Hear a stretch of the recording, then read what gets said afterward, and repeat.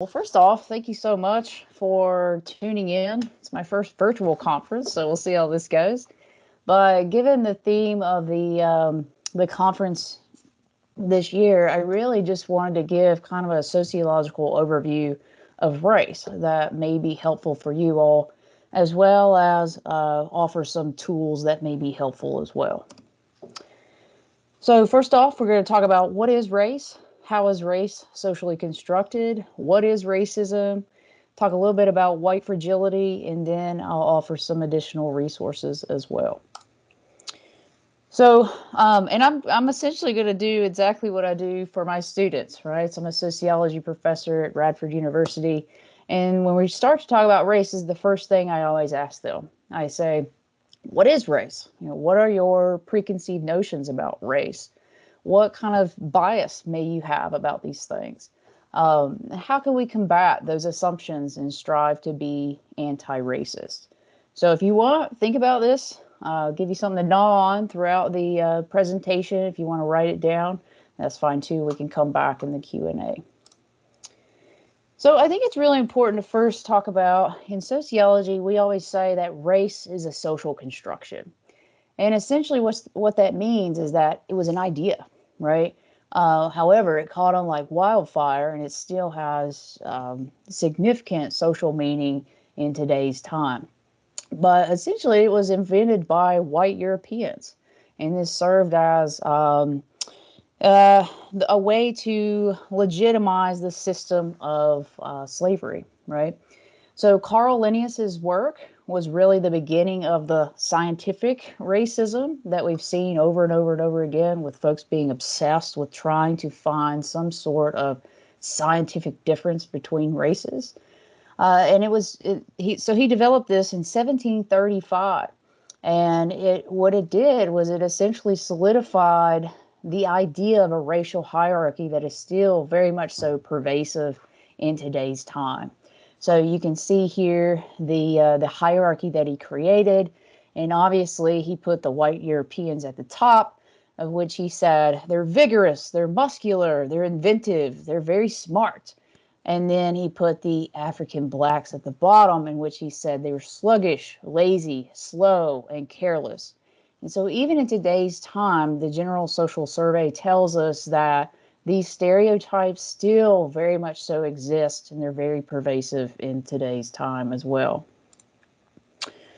So genetic factors, right? We know that there is a genetic factor that determines your hair texture, your eye shape, your eye color, your skin pigmentation. However, we also know that there is no one race gene, right? So in other words, if we were to take blood samples of every person that we thought was white, or every person we thought was black, we were going to find a significant variation even within and between the races, right? So to flesh this out a little bit more here, Kennedy, who wrote the book How to Be Anti-Racist, I'll pull from him heavily in this presentation. He says there is more genetic diversity between populations within Africa than between Africa and the rest of the world. Add another layer to this. So ethnic groups in Western Africa are more genetically similar to ethnic groups in Western Europe than to ethnic groups in Eastern Africa. He also says all human beings, regardless of race, are more than 99.9% the same, right? And so usually when I tell my students this or tell other folks this, it's like, mind's blown automatically, right? And then I say, well, you know what? We've actually found that there's more genetic variation in fruit flies than in humans. And again, the mind blowing just continues to expand from there. So again, social scientists have reached near consensus that there is no biological basis for the separation of human beings into races. However, we all know that even though race may be socially constructed and doesn't really have a lot of meaning, it still holds very significant social significance in our society. So what is racism, right? Most of us have been taught that talking about race is taboo, You don't ask about it, you don't talk about it, you sweep it under the rug and you keep going. Well, that's exactly what's wrong with our society right now, is we haven't talked about it, right? We haven't solved these problems. We've also been taught that racists are overtly mean or bad people, right? So when you hear somebody say, well, that's racist, or you're being racist, people consider that an extreme personal attack, right?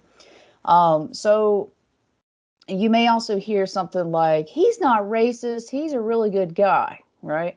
So you hear these things often. And D'Angelo, the author of White Fragility, she says, this is the creation of a good-bad binary, and it's an ineffective way of thinking about racism.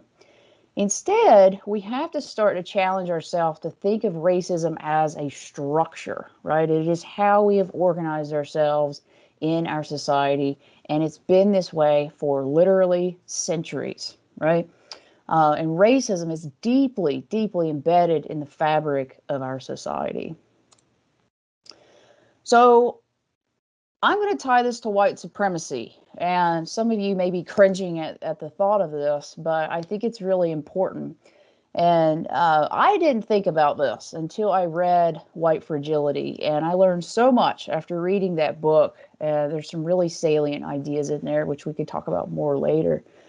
But D'Angelo, she says, race scholars use the term white supremacy to describe a socio-political economic system of domination based on racial categories that benefits those defined and perceived as white.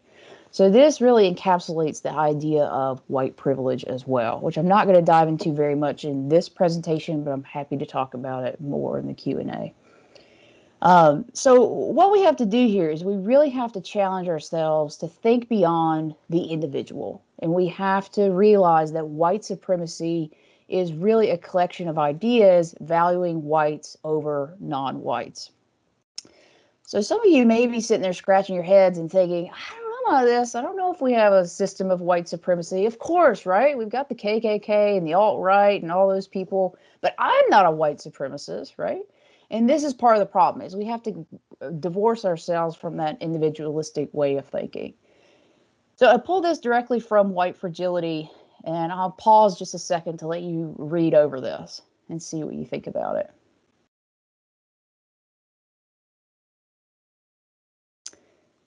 So the idea here is that, this is indicative of white supremacy, right? So those who hold the most powerful positions in our society are overwhelmingly white, right? It is quite clear that we favor white folks in those positions of power. And what this does, it just perpetuates racist ideas, racist policies over and over and over again, right? Even the news that we're exposed to, the media that we're exposed to, overwhelmingly it is white folks that have command over these institutions. And the same for our socialization, right? Our teachers, our college professors, again, overwhelmingly white. And here's another one that really struck me that may strike you all as well. Just thinking about the differences between covert white supremacy and overt white supremacy. And you can find this pretty easily online. So white supremacy, right? I mean, I know it makes my skin crawl to think about, gosh, we live in this white supremacist society, but I think it's pretty clear, especially these days, that this is exactly what is happening, right? And one of the quotes that I really appreciated from Kennedy was, "We are not meant to fear good white males with AR-15s. No, we are to fear the weary, unarmed Latinx body from Latin America. The Arab body kneeling to Allah is to be feared. The black body from hell is to be feared." So another thing I hear often, obviously after the, I'll just call it a public execution of George Floyd this summer, there was an eruption of social movements. And so I like to push back a little bit with regards to Black Lives Matter, because I've heard a lot of misinformation about this organization. So I encourage you all, check out their website. I pulled this directly from their website. And just to give you an idea of who these folks are and what they're trying to do, right? But they started in 2013 in response to the acquittal of Trayvon Martin's murder, or murderer. So this group really started because they said enough was enough, right? We know that there is disproportionate, that Black men are disproportionately killed by police, and this is a social problem that needs to be addressed. Same thing here. This is their about section. One of the things that really stands out to me is that they are expansive, right? And what they're trying to do is bring all of us to the front. And so oftentimes folks perceive equality to mean that somebody else is being oppressed. But that's really not the objective, right? Another thing that I think is important to point out about Black Lives Matter is they're very affirming of all kinds of folks, right? So they talk about Black, queer, and trans folks, disabled folks, undocumented folks, folks with records, women, all Black lives, or all Black lives along the gender spectrum. And I think this is just really important to realize that they truly are trying to take this intersectional approach. And again, given all the heat with the protests and this and that, I thought this quote was really telling. D'Angelo says, "It's been said that racism is so American that when we protest racism, some assume that we're protesting America." So a couple other things here that I wanted to point out. I participated in a white fragility book club at Radford University, and it was for faculty and staff. And it was really just a great opportunity to sit down and have real conversations and to learn and grow as a human being. And so I decided to do this with my students as well. And this was one of the quotes that one of the students offered. She said, "I think race is an extremely important topic that needs to be discussed more in schools. As much as we would like to believe race does not affect our daily lives, it does. Race in America has a long and dark history that still has lasting implications to this day. Race still affects an individual's accessibility to needed resources. Because there are more white people in positions of power, we have to make sure they are aware of their implicit biases. If not, the risk remains high that a person of color would be overlooked when it comes to scenarios such as a job interview."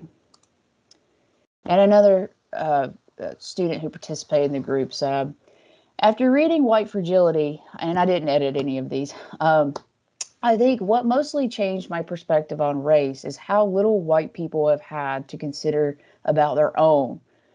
I understand that as a minority, you must always think about how your race impacts you. I see that white people..." You've got about a minute left, Aisha. Thank you.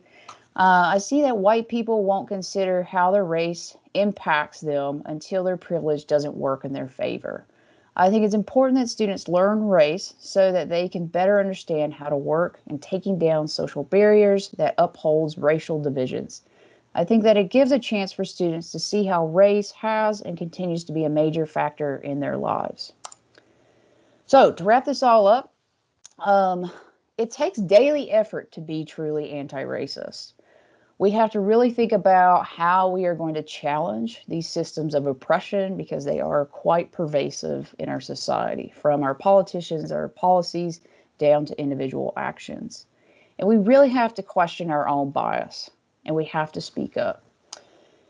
Another important point here is that racism is equivalent to white supremacy. And I know that makes folks uncomfortable, but it is reality, right? Racism is not dead, and it is not solved by not talking about it.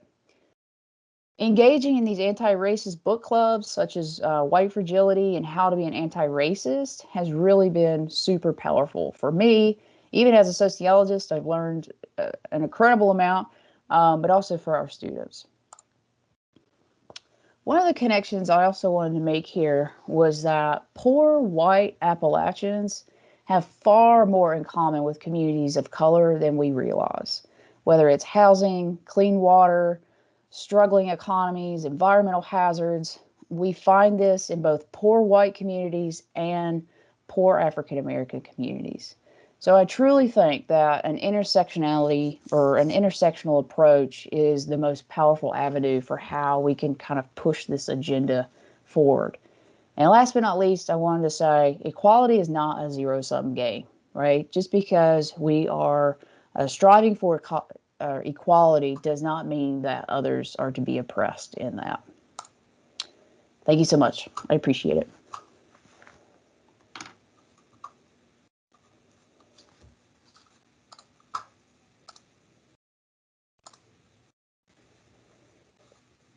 I think I stopped sharing. Did I stop sharing? All right. Thank you so much. I Okay, appreciate it. looks like Adam. Are you there? You're next.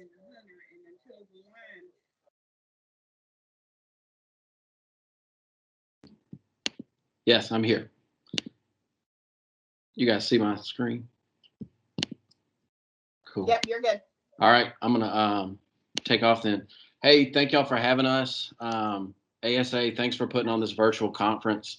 I can't tell you how excited I was that y'all did this.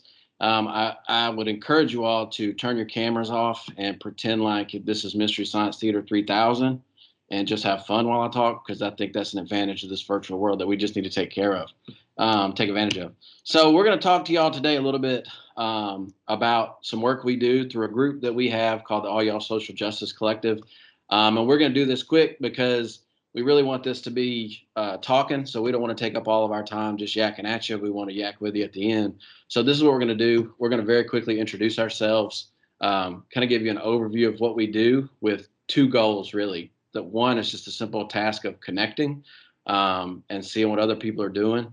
And two is just to have this conversation when all the presentations are over, to talk about what we think we've been doing that's working well and where we still stink and are trying to figure out how to do this work in general, much less in a pandemic.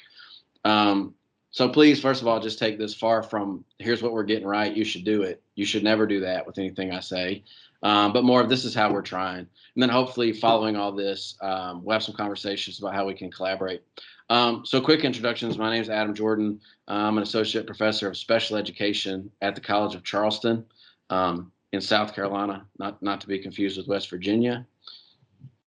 Hi, my name is Casey Jordan. I have a background in school nursing and now teach nursing at Medical University of South Carolina. And Rebecca's out there somewhere, I think. I'm here. I'm Rebecca Cordova, and I'm an education researcher at the University of Florida.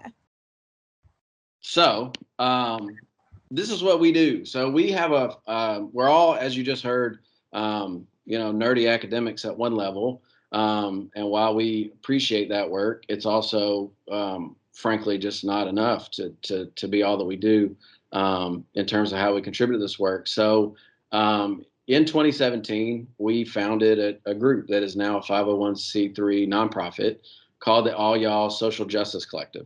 And so I have to tell a story, I guess, because I think that's like a prerequisite when you do these things. But here's kind of how we came to be, and this is the imperfect nature of what it was. But it was 2016, and the 2016 election had just occurred. And I, like the rest of y'all, was on social media incessantly and watching what people post, right? And there seem to be memes everywhere all of a sudden, right? I feel like we're in this era of learning through memes, which is another presentation we could do at some point. But a lot of the memes I was seeing, as someone, Casey and I both grew up in rural North Georgia. We're now in Charleston, South Carolina, but in 2016 we were in rural North Georgia. A lot of the memes I see kind of perpetuated this single story myth that a lot of people at this conference write about much more eloquently. It was this myth that somehow the South or Appalachia was to blame for the election of Donald Trump, or that that the education system in the South and Appalachia was lacking, and perhaps people just didn't understand how things work. It was a lot of deficit narrative, like exists all the time, that we're all used to listening to, right? So a colleague and I, Todd Hawley, wrote a piece for the Bitter Southerner called "Including All Y'all." And what we did in this piece was just basically say, listen, you're going to have to look at the South and you're going to have to look at Appalachia with a little more complexity, right? If you don't, then you're just a big part of the problem. A lot of the people sharing these memes and things are people who, came from a liberal perspective that were trying to in their eyes, be I don't know what they would call it, constructive criticism, or but they were just making fun of folks, and it made me angry. And we wrote this piece. So in this piece, we just made this argument, like the South, Appalachia, both are much more complex. They have overlapping intersectionalities. They have their own histories, and you're going to have to consider these things. Simultaneously in Florida, Rebecca Cordova down there with a group of teachers were having these same conversations that, they were seeing things happen and the South and Appalachia being talked about in a way that was not constructive. Meanwhile, we're all teachers, right? So we see things through our lens. So we're looking at through this lens of education. And we were thinking about how teachers were carrying a lot of this blame, right? They were saying things like, social studies education is not being successful. Teachers are this, teachers are that. And we all thought, although we didn't know one another, we had this thought of, that doesn't describe the teachers I know. A lot of the teachers I know constantly think about how their teaching is through a socially just lens. They often think about how they can be anti-racist. They often think about all these complexities and try to work that in. Meanwhile, they're often engaged in professional learning experiences that are done to them, not with them. They are more likely to engage in a professional learning experience that focuses on, for example, how to use data in multi-tiered systems of instruction, womp womp, and less engaged in, how can I be an anti-racist math teacher, which is actually something that they really want to do, right? So we had this idea, and Rebecca and I were strangers, and we emailed each other. I don't remember how that happened. And we connected, and we thought, well, maybe we can do something together about this. And so that's what we did. So we started this series. It was a conference series pre-COVID, and still will be once we get past this. But our goal is to provide professional learning opportunities for teachers and anybody else that cares about public schools in the South and in Appalachia who want their spaces that they love to be more just. We thought we would try to do this for free, which is in quotation marks because nothing's free. We engaged in a fundraising model that asked universities, actually, institutions of higher education who had diversity budgets, to commit some of those funds and help let us do some of this work, right? And our goal was to center the people and not the institution. So that's what we did. And this is kind of what we've been trying to do, right? So we're just this collective of folks. Our goal over here is, how do we provide relevant and engaging justice-oriented professional development experience for teachers in the Southeast at no cost? And we've been doing some things that Rebecca is going to tell you about. Is that the segue to me? Okay. Yeah, when I say Rebecca's going to tell you about this. Okay, so like Adam just got done explaining, we wanted to, as people who had access to universities, wanted to say, hey, we want to leverage our resources as academics, but also as people who have access to university budgets and spaces, to say, let's take these resources and embed them back into the community for teachers. Most of the time, teachers can't access university spaces or professional development unless they pay, or they're enrolled and are paying tuition, right? Or they're part of a district that is also paying. So we found this opportunity to say, instead of us, like I usually do as a professor, and part of a professional development, grant to a district that the district has to pay $200,000 to access me, I can just give myself away for free. And so basically, when you gather like-minded academics that want to do their work in public transparently, then we figured, well, let's just go forth and see what happens. So our very first series was in 2018, and we held it in Jacksonville because one of our partner universities is and members is the University of North Florida.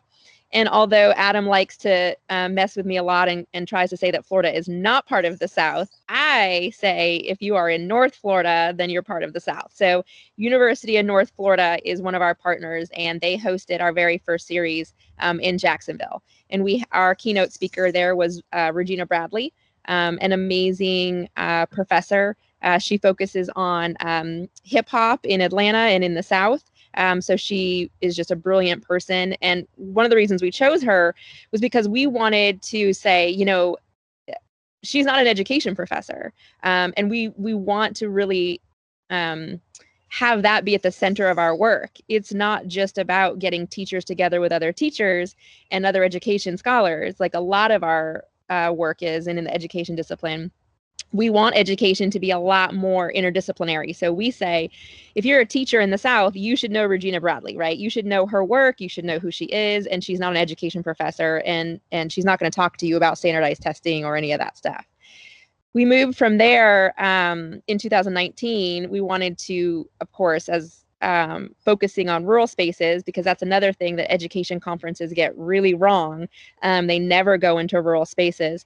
We went to Dahlonega. So at that time, Adam was with University of North Georgia, and we had Marie Cochran as our keynote speaker, right? Another person who's not necessarily an education scholar, but somebody who can speak to the history of civil rights, the history of Appalachia and Black social movements in Appalachia. So again, we're really trying to bring university resources to teachers instead of asking teachers to pay and have them jump through a billion hoops to access us. We're trying to break down those walls that shouldn't be there in the first place. We had great plans to have our 2020 series in Charleston.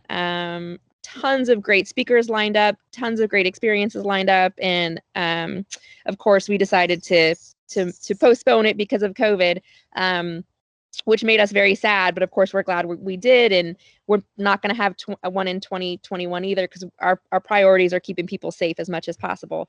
So the 3 in-person series that we've had, or 2 in-person series that we've had, and the 3rd was planned, we're pretty impactful.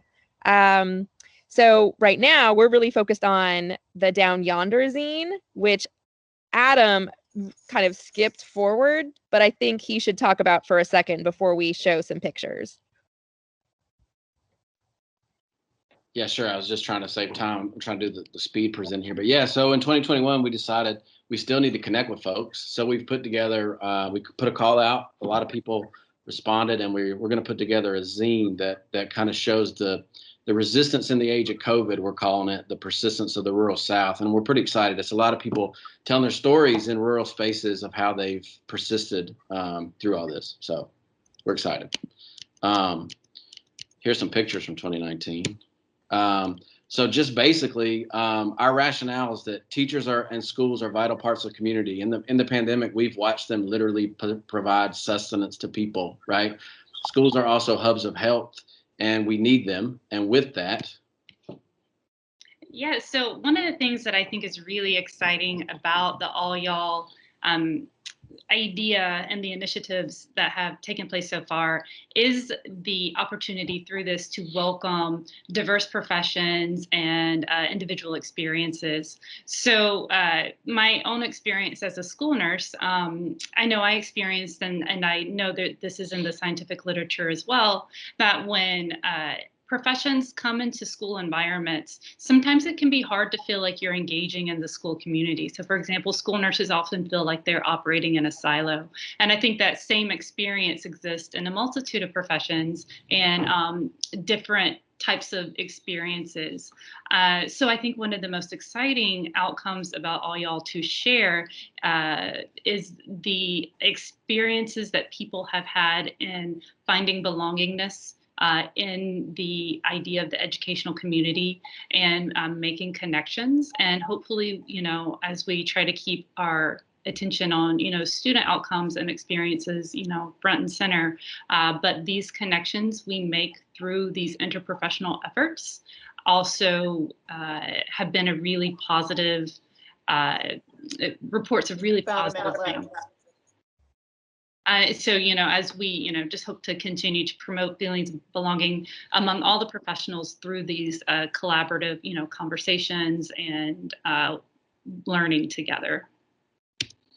Yeah. So with our 30 seconds here, that's our goal, right? With All Y'all is we don't have everything figured out, but our idea is we work really hard to remove socioeconomic barriers, and then we put the intellectual capital of the people together, and that's how we're approaching this work as best we know how. So thank y'all for listening to us ramble. I'll stop sharing my screen here.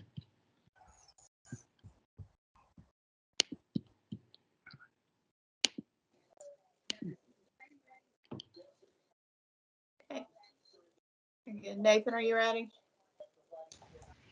Yeah, let me just hit share and we'll be good to go.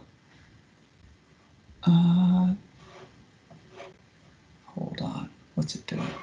Okay, there we go. Share that. All right, is that working? Can you see my slides?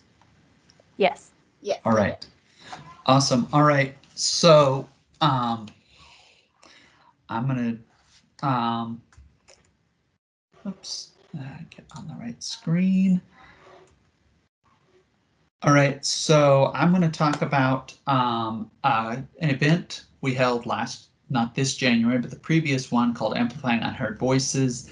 The process of it, what its purpose was, what we learned from it, and what could be applied. A little background on me and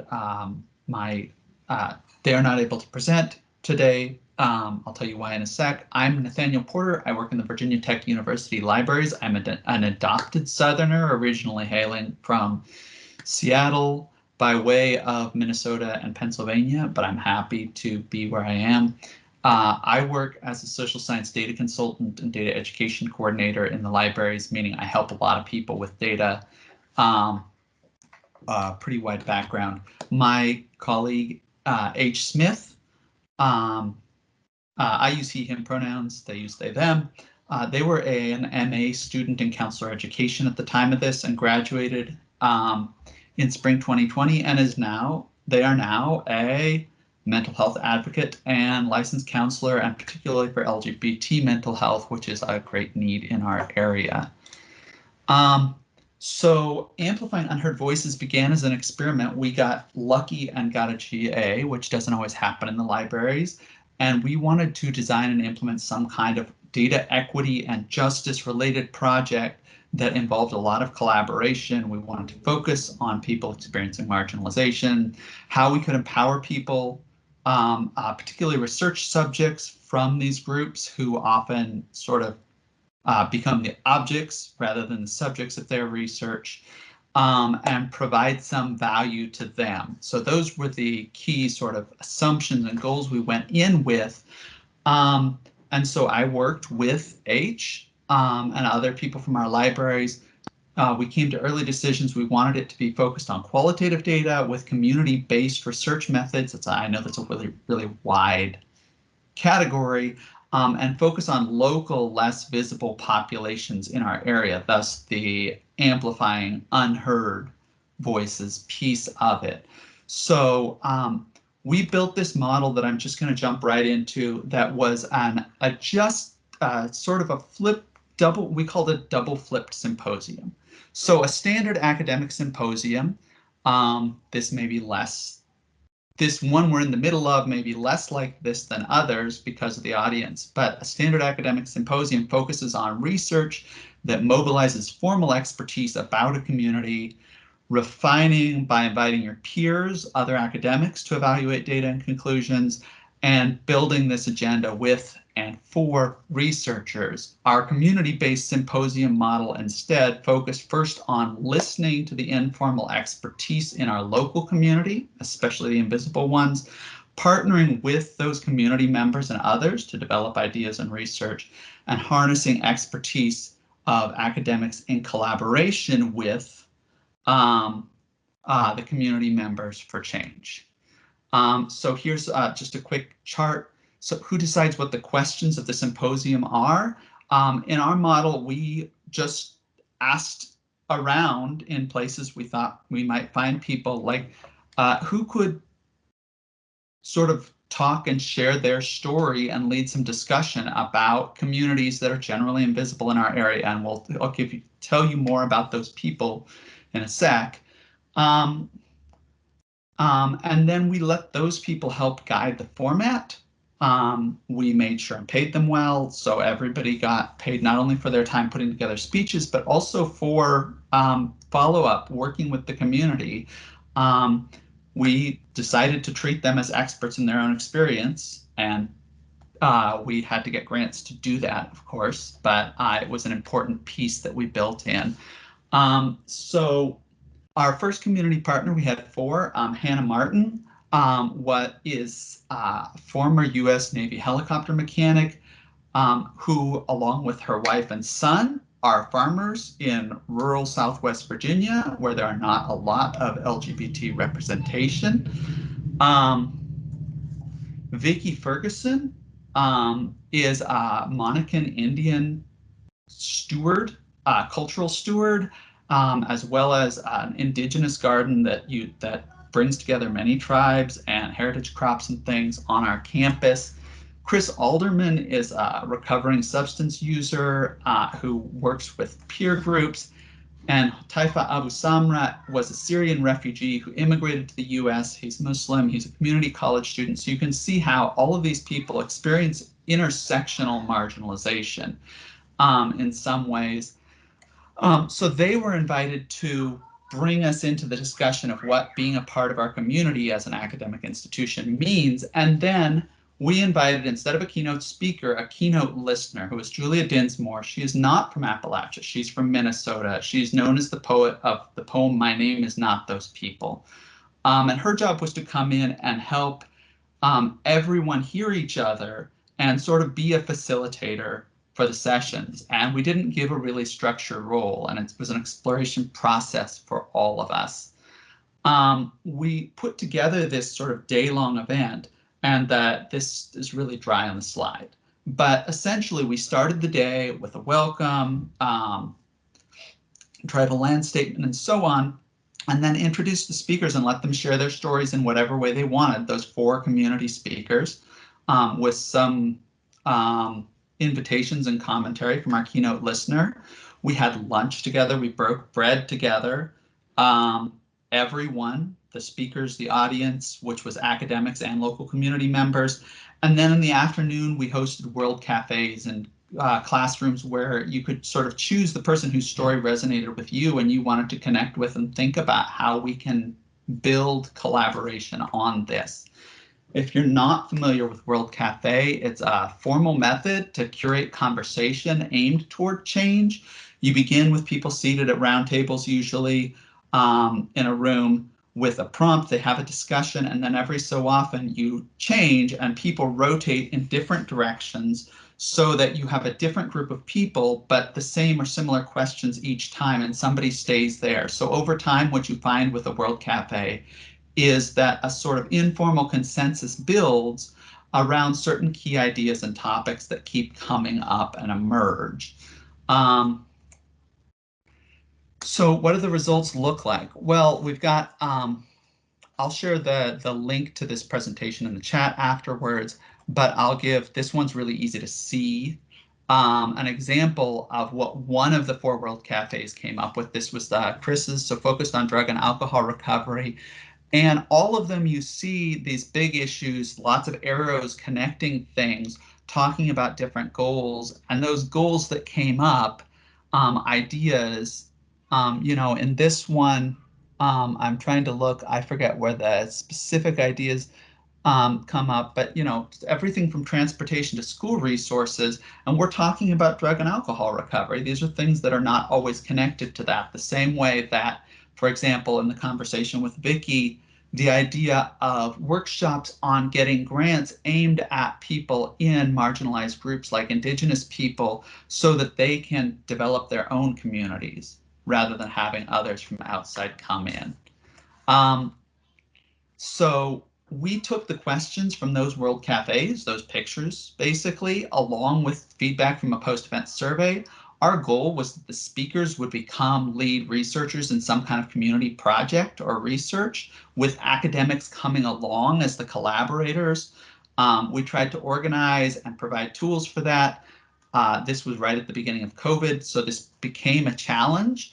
And some of our projects fizzled. we ended up with projects focused around these three areas: community capacity building, food systems, and sharing stories. We hit a bunch of barriers, but even so, some of those projects we helped support a regional museum's oral history project during COVID. And there were a lot of lasting connections that have led to other projects and events because there was intentionally a lot of time built in for conversation and connection. So we are hoping to build more events on these and more sort of structured conversations. We haven't really had the chance yet with COVID. Things didn't turn out how we expected, but as I said, there's ideas, there's beginning to build connections between the university and the wider community, and especially those groups that tend to be less visible. In terms of reflection, it's hard to get money. It's hard to catalyze long-term change, and you really have to have a plan ahead of time and be ready to roll with whatever happens. And, you know, another thing, life happens faster for our community partners. We've already had 2 of the community partners shifted within months to different roles, different jobs, lost their jobs, things like that. It changed how they were able to engage. That didn't make their participation any less valuable, even though they're moving directions. But, you know, not everyone is on a tenure line academic appointment when you're working with those groups. So I guess that's what I had to share. I really look forward to having conversation about this model and how this sort of flipped idea, the focusing on those partnership with marginalized communities that puts them first, can build. And I think I'm excited because the other presentations in this session all sort of draw together. So thank you. I'm gonna, let's see, how do I, there we go, stop sharing.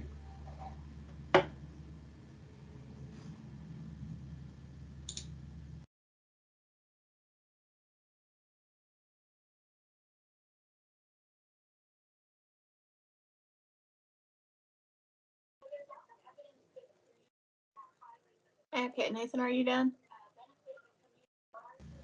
Yeah, sorry, I finished up. I wanted to Okay. leave a little extra time Okay. for people. More conversation, the better. Kelly, are you ready? You're muted. Happens all the time. That's why. Yeah. I was like, I know. It happens all the time. Thank Okay. you.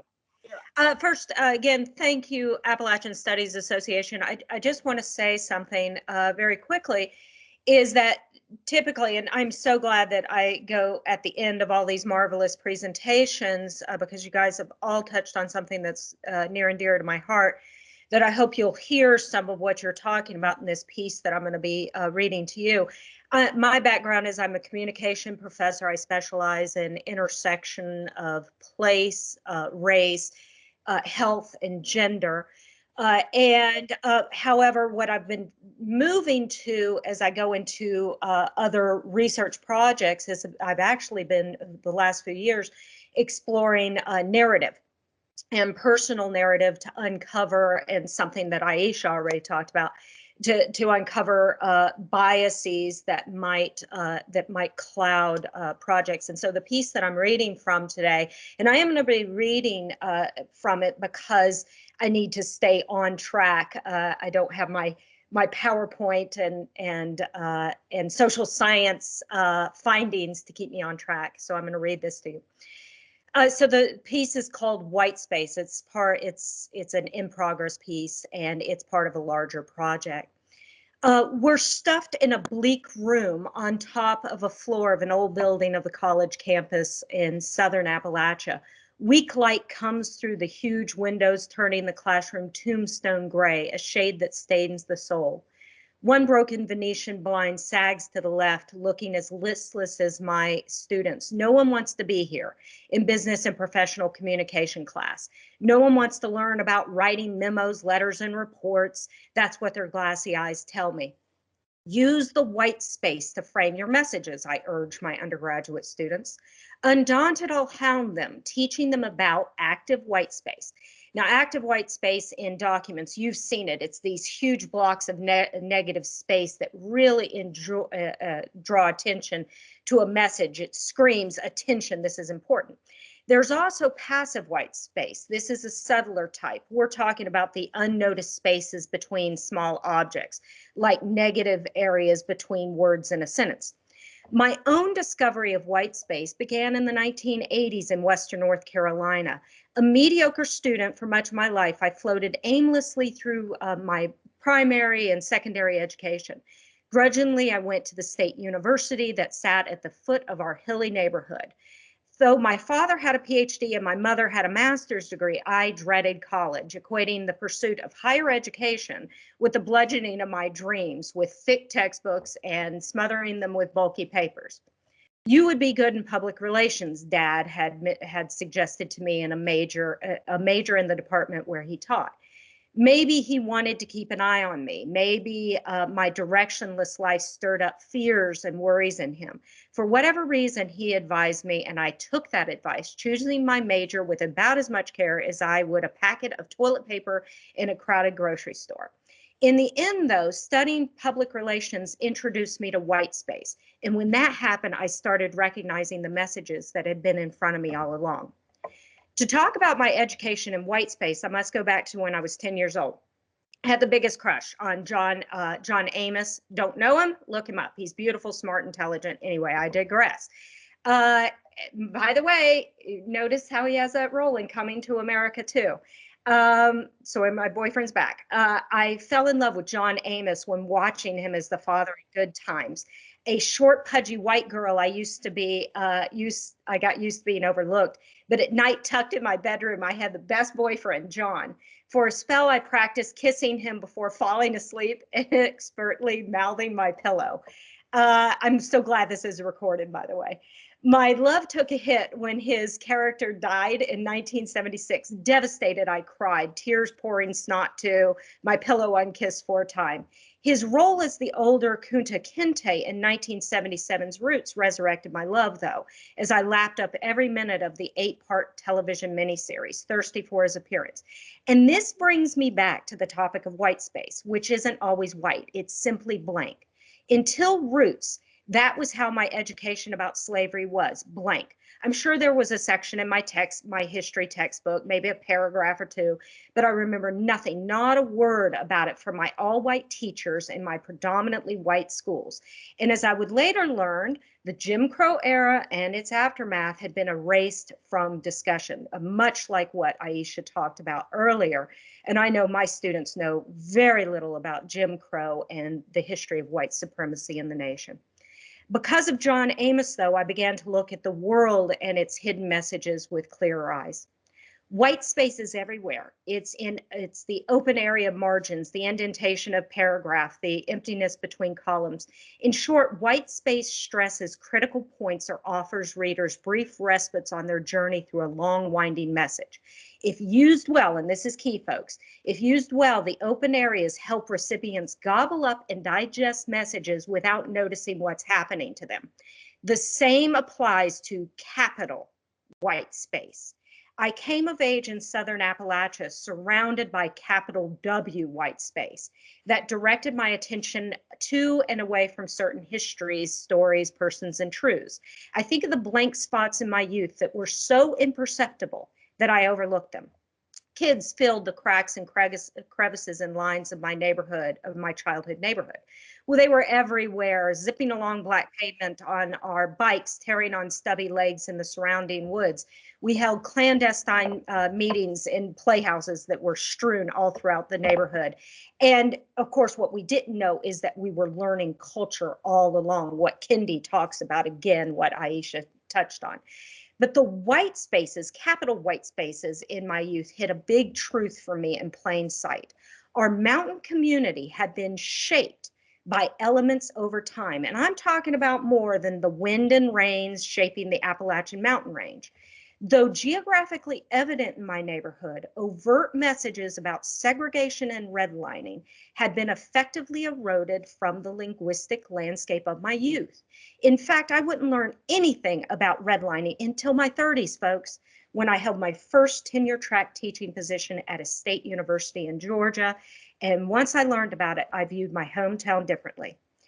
Throughout my childhood and adolescence, I had girlfriends who were Black and multiracial, but I never questioned why I lived and played in a white neighborhood and they lived and played elsewhere, places often invisible to me. And to my recollection, I didn't question why some white locals referred to a certain area town as in hill, and they didn't use the in word, they used the actual word.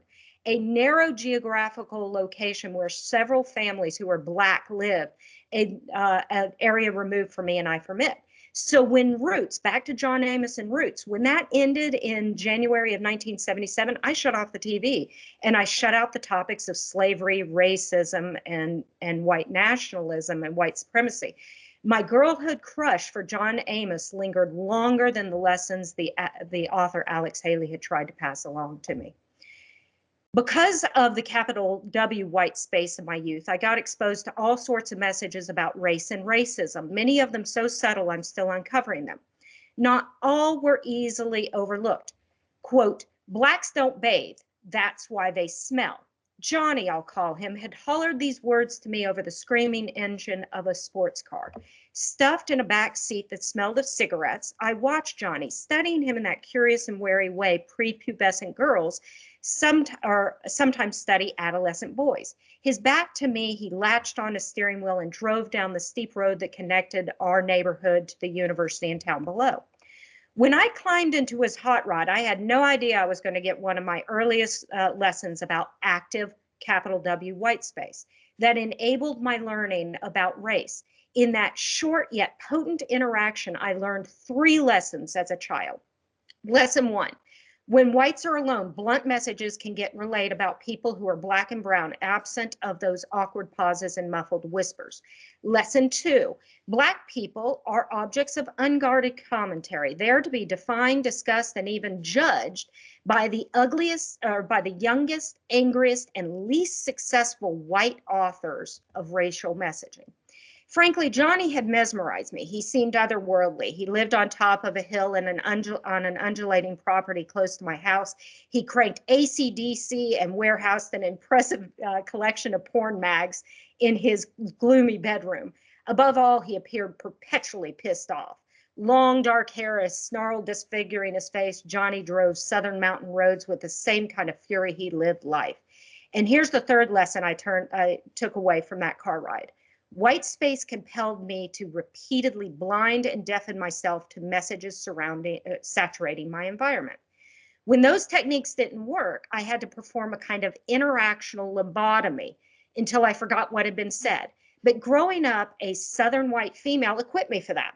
After all, I had plenty of messages, verbal and images that stressed that my kind were always good and kind and nice, allowing me to ignore my part in supporting and perpetuating a system of racial hierarchies.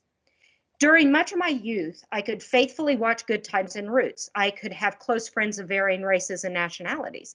I could also remain oblivious to racial messaging, an obliviousness that reflected my intersecting socioeconomic privileges. I didn't have to resolve contradictions in racial messaging. Let's just face that, folks. Especially early on, I was a Southern white girl surrounded by other white people who generally remained silent about racial matters. And therefore, Johnny's words never got rebutted. Then, as I got older and started reconsidering some of his teachings, he and his family moved to a trailer park. And with ease, I convinced myself only certain kinds of white people held racist beliefs, effectively helping me exonerate myself for years to come. There came a day, though, when I realized I had digested Johnny's messages after all. I can't recall how much time had passed since the lesson in the backseat of his car. I must have been on the cusp of adolescence because I was old enough to walk downtown unaccompanied by a parent. In the light of day, I strolled by a drugstore that sold creamy milkshakes and aromatic pipe tobacco in addition to fill-in prescriptions. A man passed me on the sidewalk. We didn't make eye contact. We didn't nod. I watched him from the corner of my eye. And as soon as he walked by, I exhaled. Until the whooshing air exited my mouth, I was unaware that I had been holding my breath in anticipation of him, a black man, stinking, just like Johnny had instructed me. But there was a greater truth waiting for my eventual discovery. Throughout much of my youth, I had established racism as separate from my existence. Yes, there had once been slavery. Yes, there had been segregation. Yes, there were even racist people, but those people had been removed from my story. When I encountered active white space, unable to ignore the racial message thrust at me, I figured out ways of interpreting the interaction as an anomaly, something that happened near me but didn't involve me, racism adjacent, if you will. In the 1990s, Ruth Frankenberg published her groundbreaking book, White Women, Race Matters, The Social Construction of Whiteness. My copy is marked up, sentences underlined in red ink, notes scrawled in the margins. Scarlet lettering calls attention to Frankenberg's concept like racial social geography, which she explains is the racial and social mapping of environments in physical and social terms, enabling the beginning and ending of the conceptual mapping of self and others. I wouldn't discover Frankenberg's book until around 1999, years and miles away from my childhood hometown. After I did, though, I rediscovered my youth, including what had been apparent but hidden from me. As I write this, I'm thinking about a day trip with my Catholic youth group.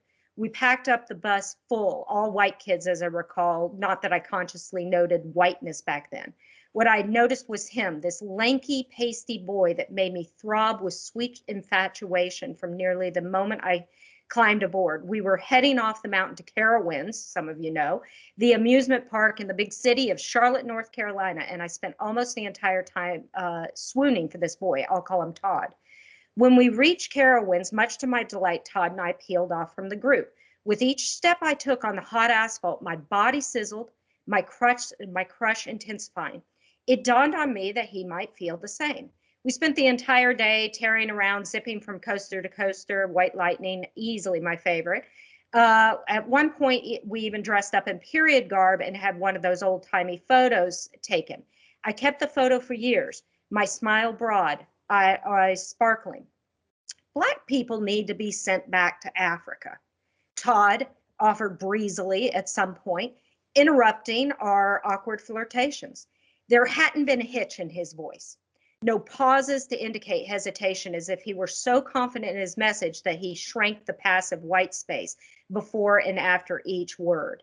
Laughing, I spurted out a protest, words I can't remember, and then I steered the conversation away from what he'd said. I see now what I couldn't see then. Largely raised in racial silence, I hadn't developed much of a language for talking about racism, let alone forming and delivering a full-bodied refutation of his preposterous and racist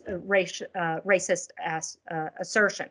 Admittedly, I hadn't developed the language because much of my communication training had been about learning to perform young Southern white femaleness, controlling my voice to sound pleasant, smoothing my unruly, thank you, Anne, smoothing my unruly Irish hair to appear less untamed, and crafting and delivering messages to avoid, this is key, emasculation.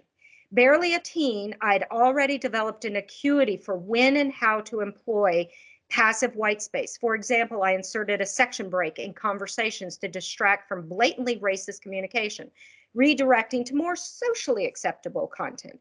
But this is really important, folks. I never walked away or protested too vociferously, especially with a cute boy. Smile, laugh, move on to another topic, I coached myself, and maybe, just maybe, he would still like me. Then over time, I'd delicately nudge him towards some more appropriate beliefs. These were the ways that I deceived myself through much of my youth, and in the process continued absorbing racial messaging. Now I'm going to wrap up here.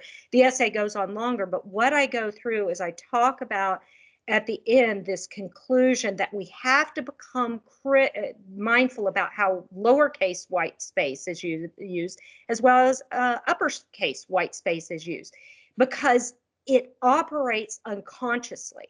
And it needs us to. And as long as white space goes unseen, we're again directed to and away from certain histories, stories, and messaging. So people can grow up surrounded by racism, white supremacy, and in effect, collaborate in the perpetuation of white supremacy because they are in effect blinded to those messages. Thank you so much for listening. I really appreciate it, and I look forward to the discussion with the larger group. Thanks, Kelly. And we'll open it up for questions. You can ask questions at any of the presenters, raise your hand, or drop it in the chat.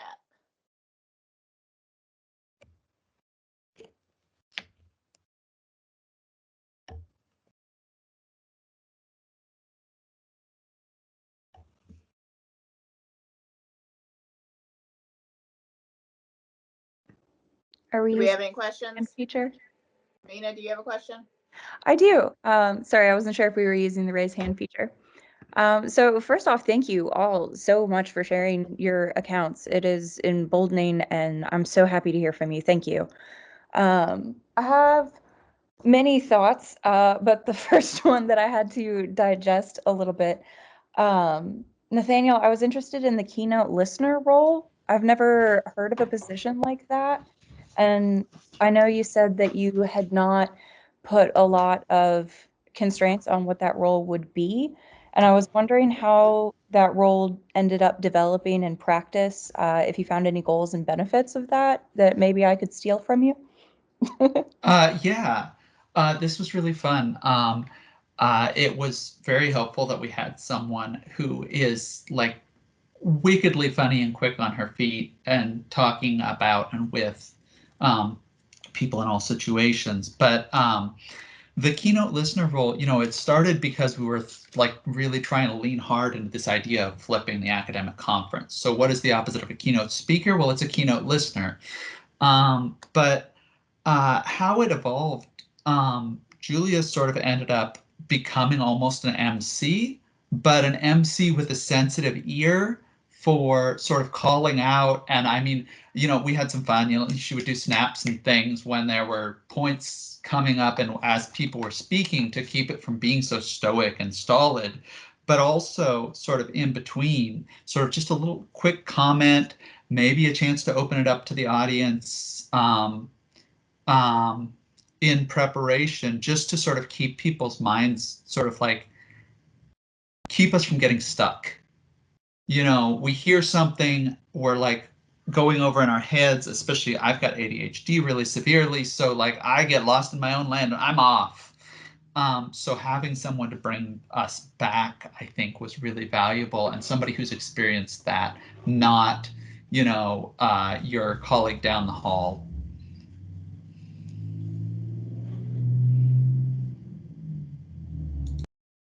I think there's another hand up. I think that's me. I'm Jessie Morton. I put a comment in the chat about thinking about this model Nathaniel was talking about as a way to like guide student projects. I teach writing classes at an institution that's like majority minority students. And it occurred to me, and I know this is very different from what Nathaniel and H. Smith did, but the symposium standards are so similar to kind of typical classroom standards, right? The students do some research and then they do peer review and then, present their work. And so that idea of listening, partnering, and changing occurred to me as something I might be able to kind of bring into the classroom to some degree. And I just kind of wondered what the thoughts might be on that. Like bringing that to a classroom space as opposed to a symposium. I mean, I'll start, but I hope some of the others will contribute on this one. I think the big thing is to sort of, over time, teach people to think first about how you can put the other person in charge, especially if you're doing research, if you're doing interviews, ethnography, oral history, or whatever. Let them tell you what they want about their story, because they'll answer your questions, but that's not what they really had to share with you necessarily. I think also autoethnography formats that allow people to reflect themselves, like the zines, like the All Y'all group we're talking about. That's also a tool for letting students see themselves in that empowered group.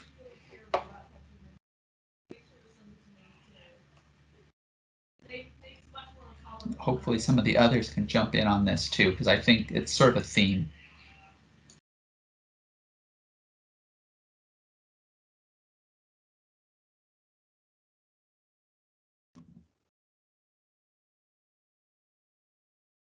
I am curious, following up on the keynote listener, but this is something both with the y'all and the keynote listener. I assume all of you have read Dwight Conquergood, and your work is all so immersed within the community's respect, partnership, mutually beneficial dialogues, listening more than yapping, especially when communicating across marginalized communities. And I just wanted to thank y'all for for that, the symposium and that immersion. But are you familiar? Is everybody familiar with Dwight Conquergood's work as well?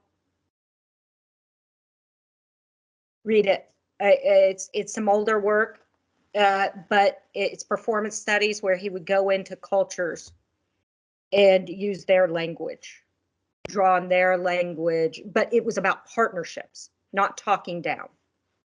Yeah, I mean, I don't know if this is an aside or if it connects or not, but I mean, with all y'all, we try to, the position that we've taken, because we've all been classroom teachers, is that we've been on that side where we sit through these professional developments that we didn't ask for, right? And I'm not saying those things have no value. They do, but they're definitely not things that were generated from us, right? They were someone generated for us in this hierarchical way. And I think that's problematic. And when we think about public education in particular, teachers are smart people and they care a lot of the times, and they are flawed and they make a lot of mistakes and say some terrible things too. But they're people who, sign up to do these jobs for not huge salaries and contribute their lives to this stuff. So why not center the intellectual capital that's right in front of you and let that be, the way that you do things. And, and part of that means the way you do conferences, frankly, right? Major conference in our field might be $600 to just register for, and then you got to get a hotel, whatever. No one's going to that unless they have a big old ton of privilege to ride on. So you marginalize everybody just by then that avenue alone, right?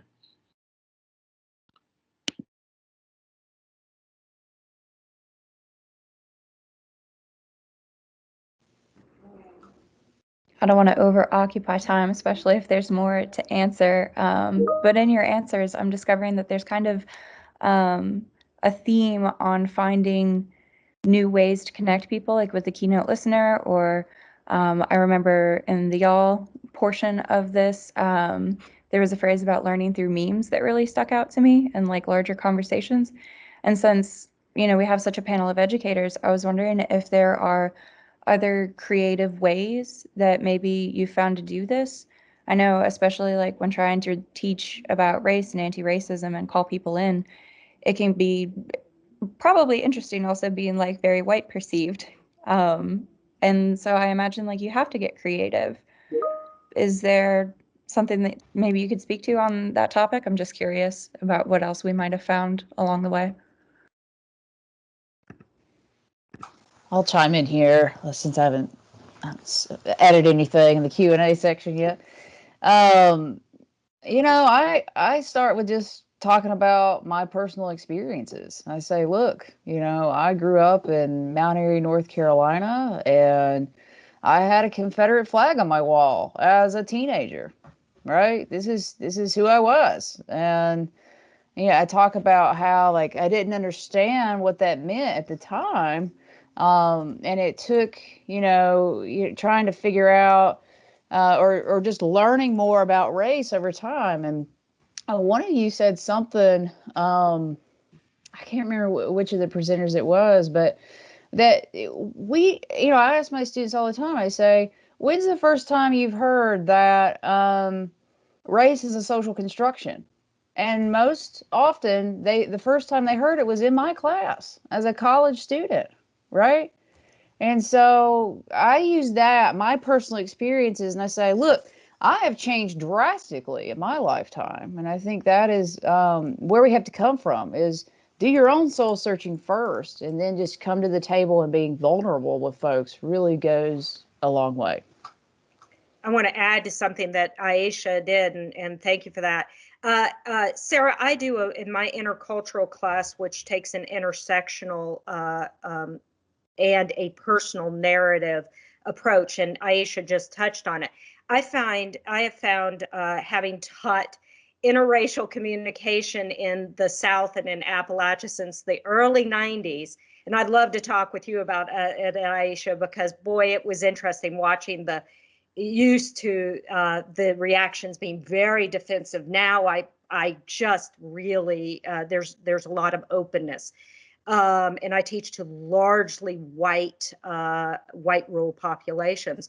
But because of that, taking this intersectional narrative approach to help, and then we do intersectional interviews where they have to interview one of their classmates throughout the semester across similarities and differences as a way to uncover, the intersectional realities that we have. And so that intersectional interview has been fabulous for taking down defensiveness and increasing compassion and use of empathetic and narrative listening. And I'll be honest, reading White Fragility, I got it right here, so I'll just hold it. Ooh, just a little fuzzy there. Reading that book, for me, it just, I have a PhD in sociology, right? So I consider myself pretty woke with regards to all things, right? As far as race, class, gender go. But as I was reading this book, and I know there's criticisms, and I'm happy to talk about that as well.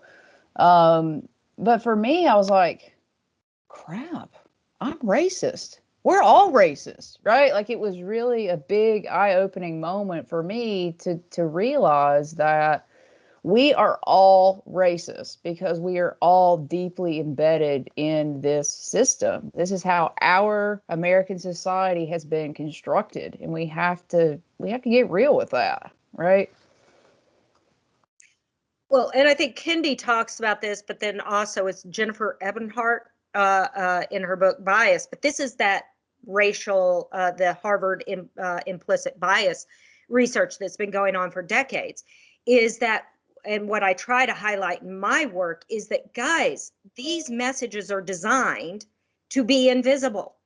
If you will stop, and this is what narrative is so important about, if you will stop, you will listen, and you will see how you have been, to use Kendi's words, rained upon. These messages have rained upon you, and you have been molded and sculpted in this racial social geography, and you haven't known it. And so once people start shifting and going, it's not us versus them, it's all of us. All of us have been sculpted. There's not one person in this group. And as I say, my PhD didn't get me out of this. Me studying communication doesn't get me out of this. And boy, I think, becoming more tender with yourself and with one another, but then really being blatant and being blunt and looking at as Aisha said very powerfully, I'm racist. Of course you are. Look at all the messaging that has been surrounded by you. It's like drinking toxic milk and then wondering why you don't feel good. It's because you've been raised on toxic milk. So stop drinking the milk, or becoming aware of it. Become aware of what you're drinking. Aisha, I'd love to know what's the response now. I don't know how long you've been teaching, doing your anti-racist work, but I'd be curious as to what your response has been. That's a good question. I mean, I haven't really done any sort of self-reflection or study of my students. Um, it's tough, right? I mean, I think a lot of my experience is my students either love me or they hate me because I push them and I push them hard, right? Because I think it's important because I do think people can change, and I think education is a important piece of that, right? Sometimes I'll have comments in my student evaluations and things like that about like, well, she's biased or, she's too liberal or whatever, right? That kind of stuff. But that's really all I've got to go on. But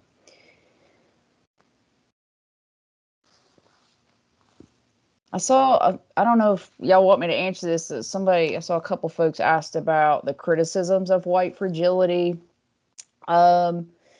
One of the well-known criticisms that I've seen is that Robin DiAngelo is a white woman, right? So there's been some questions about, gosh, are we just extending this platform to white people even more, right? So you can think of it in two different ways. That I mean, she's speaking to a white audience. She's generalizing for a white audience. And me personally, I feel like that is okay because it's white folks that hold that power. It's white folks that have to really have some I don't know, soul searching, be introspective, and they're the ones that have to learn to really challenge their own bias, right? That's my take on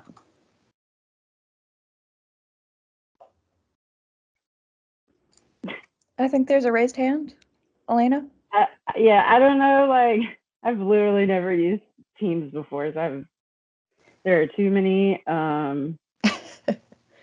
pieces of software for this. And please excuse I'm dissertating and I teach 5 classes, so I'm trying to do all the things at once.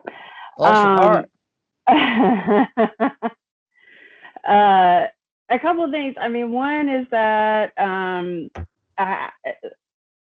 when I put in the chat, like, are we twins? Because that's literally how I began every class back in the days of teaching face to face. Is, I start off by saying, like, I am the crazy leftist professor that your dad warned you about. I'm super queer. I'm from here. I've never lived anywhere else that wasn't the mountains or the foothills or Atlanta. I'm country AF, and I absolutely don't hide that. I think it's okay. I think it's important, right, that we read work written by other white people about how to engage in anti-racist work.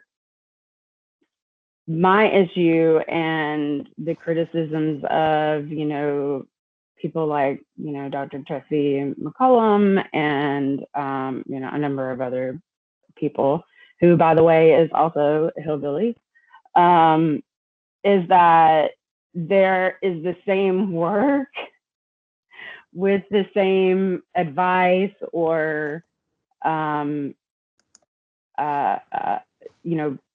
suggestions of how to move forward that is written by people of color. All of those reading lists that sort of came out all last year, and at the risk of, I don't know, like even the book that was discussed, I guess, earlier today or yesterday about how to be anti-racist. Like, I know that's not written by a white person, but I mean, that got a huge amount of criticism from the Black academic community. I just think we have to be really intentional about what we read and whose voices we're listening to. And am I reading white fragility over, heavy, or, for white for white people who teach in the hood? Those are, I don't have a list next to me, but I spend a lot of time on Twitter and a lot of time on TikTok, And I would say that and I have a very carefully cultivated timeline that is probably majority Black and brown voices. And, you know, those are not the books that they would start. Those are not the books that would be number one on their list, I guess is what I'm trying to say. So I think it is important. I think it is on us as white people to educate each other for sure. Absolutely. Like, it's never a person of color's job to educate ourselves. But part of that educating each other is starting with reading lists that center those voices. I guess that's all. 'Please excuse my background.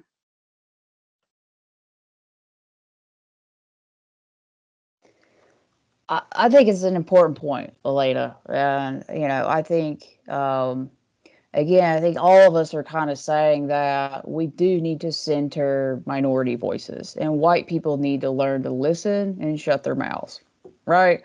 I think that's an important piece for sure. The chat seems to be blowing up over here, which is exciting, but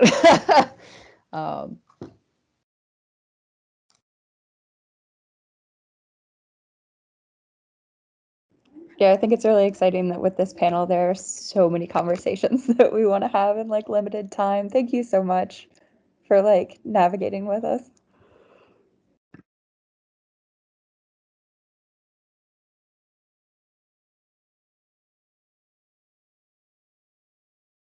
Something that I want to say, I gave you might be interested in Crystal Fleming's How to Be Less Stupid About Race. I suspect, and something that Alana's getting at, I suspect it didn't get the play that some of the other ones did, because she will call you out, and I really like her. I don't own stock or anything like that, but there's, and of course Channing's work. There are a number of different authors as in terms of broadening the perspective. Alana's point is a great one.